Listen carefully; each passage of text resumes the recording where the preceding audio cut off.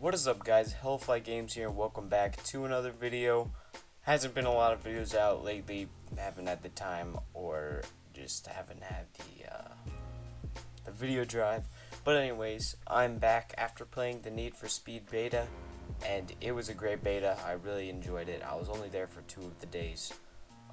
Such a good beta, and it just foreshadows how good the game is actually going to be. Everyone was right. It's going to be an amazing game. I didn't really have any doubt, but after playing it, I can really tell you it is definitely worth the $60 to purchase this game. It is very cool. The customization is awesome. So I'm just going to go through and I'm just going to talk about it for just a couple minutes. I don't want this to be too long of a video, but I did get to play the beta for 2 of the days. In that time, I had probably bought over 8 cars because I had bought and sold them to buy new ones, just because I wanted to test out some of the cars. I didn't really play it how you're supposed to, but I got as far in the campaign as I could. And first, I'm going to go over a couple complaints. My first complaint is it is a lot easier to make money than I kind of thought it would. As I said, I got $100,000 within the first day, really easily, and I didn't clock that many hours in, honestly. It wasn't like Forza level easy, but it was pretty easy to obtain money. I wish it was a little harder because I wanted the progression to be like, wow, I bought this car. This took me 3 hours to save up for. This car is awesome. You know what I mean? And then the big cars, it's like you saved up for days to get that car. That's what I wanted, but I guess they just didn't want to do that because a lot of people would probably complain about it. But that's what I kind of wanted. So money was an issue. It was very easily obtained. I had another complaint. Oh, it brought me back to Need for Speed, which I haven't played in a long time, and I realized, like, even with the campaign, the races, they just almost seem meaningless most of the time.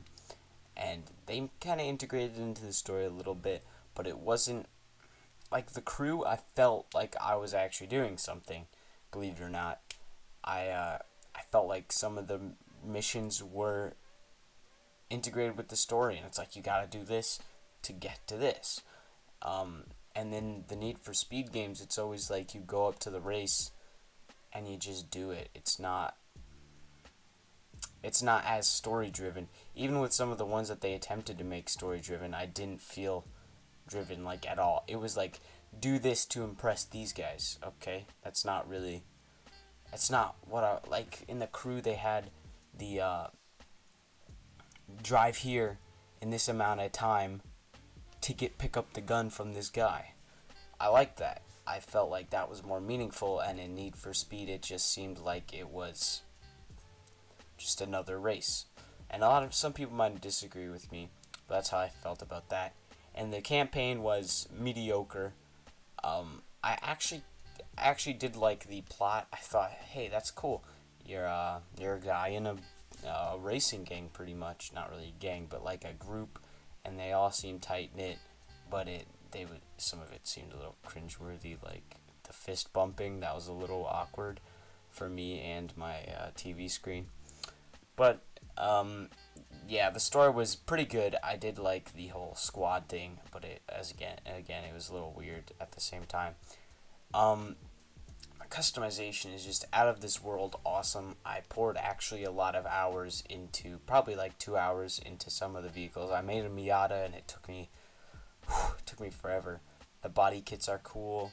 I'm not really able to judge the customization in full because it is the beta, so I don't know what else is going to be there, but some of the customization, I was like, they weren't letting you customize it, and it wasn't, I don't think it was because it was the beta, and I was like, this is a little chintzy, like with the 65 Mustang, absolutely zero customization other than like the hood and the exhaust, which I wasn't able to do because I wasn't that far in.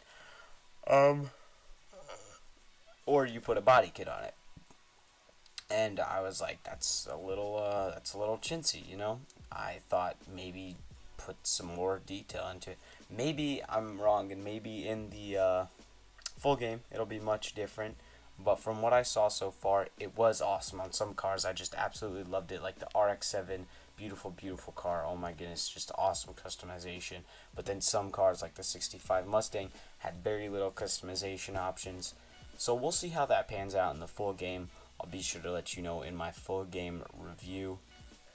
What they did let you customize was absolutely awesome. It changed the car. The ride height and the camber and the rake and all that is so fine-tuned. It's awesome. Loving the handling so far. Even the Craig style drifting, the old Criterion drifting, is actually good. Like, you can control it. It feels a lot more realistic. Well, not really realistic. It's very arcadey, but it's a fun, cool arcadey. Whereas in the other Need for Speed, you tap it and you're there. In this one, it's more like you gotta more finagle it into the drift and keep it going, and it felt very good. The grip style was awesome too. It was very well thought out, and if you don't want to do tire pressure and all that, you can go ahead and just move the main slider, and then you can purchase parts to be able to do more sliders. Like if you purchase a wing, you can do more downforce. Absolutely awesome. Loved that aspect of the customization. Completely changed the vehicle.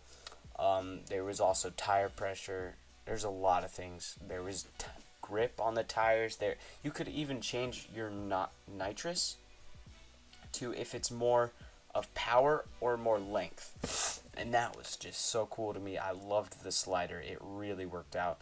The performance customization is exactly how I wanted it to be. There's a lot of it, and it's expensive. So you're like, wow, should I really do this? Like, it took me a lot of money to buy a Viper, and I supercharged it, and it was an absolute beast.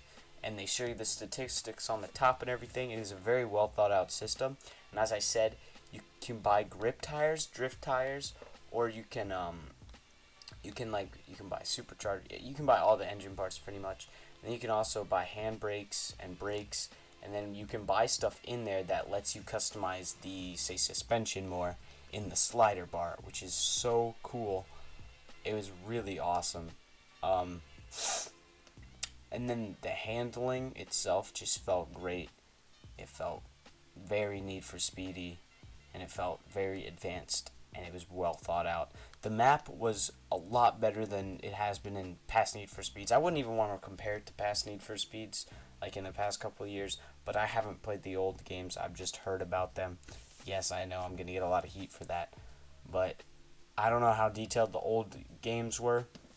But this map is not too detailed, but it's alright. It didn't give me like an insane feeling of, wow, this is a cool open world. I kind of didn't really notice it at all. It didn't stand out to me. The world wasn't that cool. It was a well thought out open world, but it wasn't like GTA 5 where you're like, wow, this is pretty much the coolest open world I've ever seen. It's nothing like that. The night and dawn effect is really cool. I do like the setting of nighttime, and then whenever you finish a race, the sun is kind of coming up. It's pretty cool. And that's pretty much all I can really detail at this point. It was awesome.